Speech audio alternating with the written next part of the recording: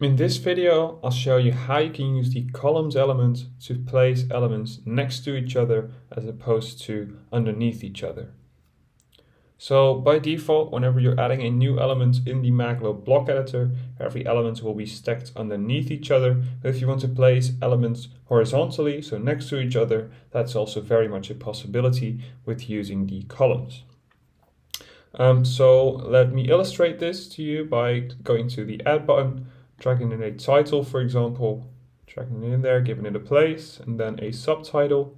And as you can see, I can either place it on top or beneath the heading.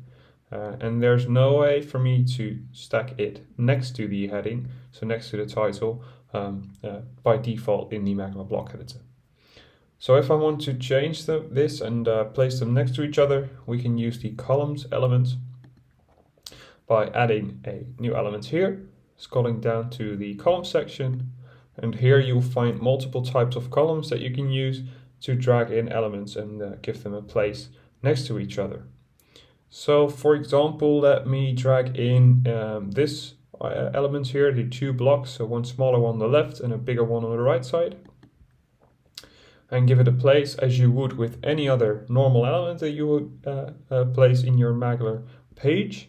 And you can see here there's two types of spaces next to each other in which I can drop elements into. So let me add a title, for example, in the left one, and a subtitle in the right one.